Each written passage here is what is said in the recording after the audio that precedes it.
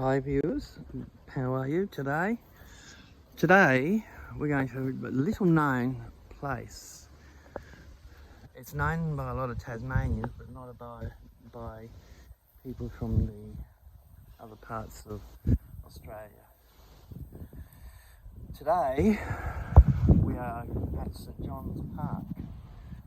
St John's Park was an orphanage set up in 1820s for orphan children, Aboriginal and alike. This little building is their school. This is called the Hall. It's built by the convicts, and not commonly known. It sits by various cemeteries that have been, the stones have been moved to Cornelian Bay.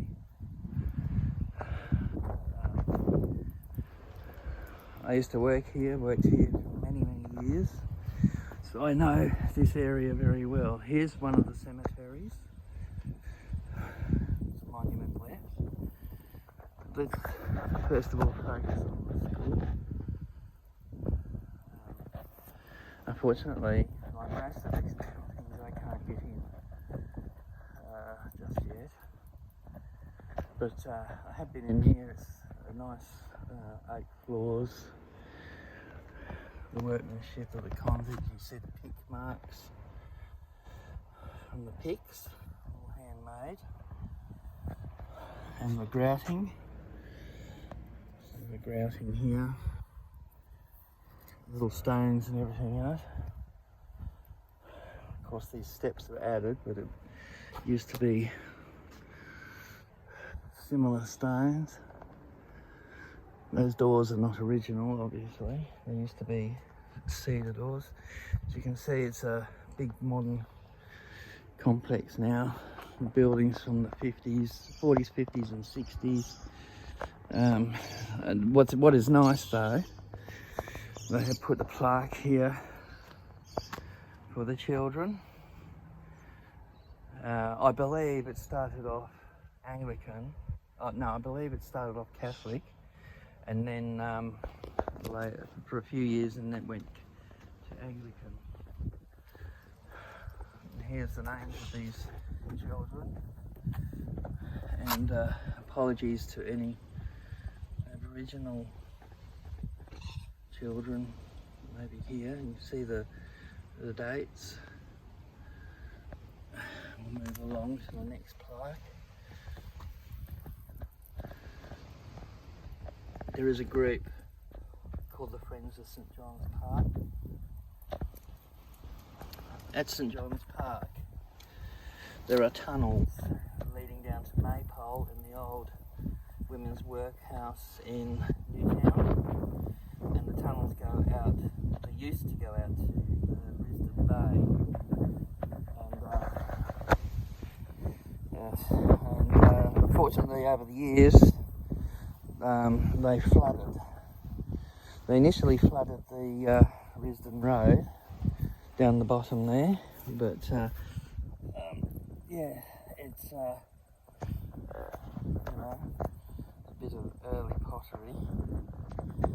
You'll often find little shards of pottery. I won't take that. But we'll walk up to where the cemetery was. As you can see, there's no stones anymore. You can see lumps and bumps. And apologies for anyone underneath my feet. As you can clearly see, divots in the ground where there's slightly green patches. That's where the graves were. There was a mausoleum here. I don't know where that's gone now. Probably because of the tree that was there. As you can see, it's near the mountain. all those green patches in this dry grass are graves. So I can step over as many as I can. I'll take you up to this monument, and yeah. Now there's also a tunnel going into the church, and I'll film the church next time. But the convicts were brought up through this tunnel into the church, and they had stocks, so you can't see each other. So they weren't allowed to see each other. And they wore slippers. Right, now here's, I think, the only grave that really stands here now. Here we go. Matthew Foster, died 6th of January. Let's see, 1856, age 49. Police magistrate, colonial secretary, controller of general of the convicts.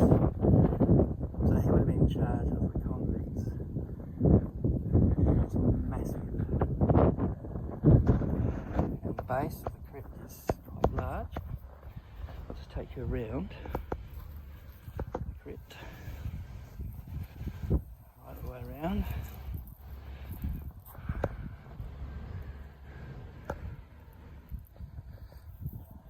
Now, I do know that in the 60s, when they moved the gravestones, I believe it was the 1960s, that there were Aboriginals buried in a field over to the right of that tall building and that tall pine tree, which I'll zoom into. I believe they're still there, the children's section, but if you're interested in ghosts and spirits and all that sort of thing, quite often you would hear children playing at the little hall here, and so the legend goes. And this area is supposed to be haunted by there's a couple of convicts on the main administration building. There's they call a grey nun who walks on the veranda. There's a school teacher who wanders around the hall here. But yes, I as a nurse who worked here could hear the children on a couple of times, a few occasions, while I was having a cup of coffee in the middle of the night, because I did night shift obviously. But yes, you could hear children quite clearly, and you kind of got used to it. Over there, enough of the spiritual stuff, that's the clock tower. I will take more shots of this area, but I just wanted to show you where the cemetery was. Now, the stones, as far as I know, most of them are at Cornelian Bay.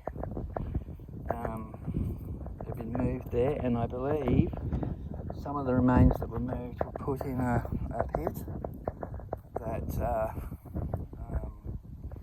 or a large grave, and reburied and in consecrated ground obviously, but yes, not much to see, but no less historical.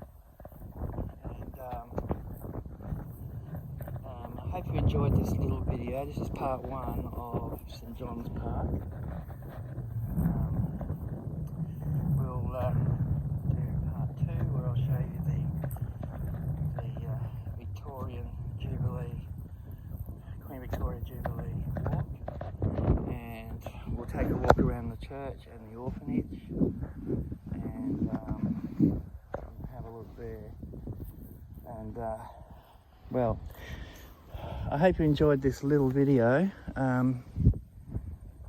like showing you things that I see and know of. But yeah, please like and subscribe, it helps.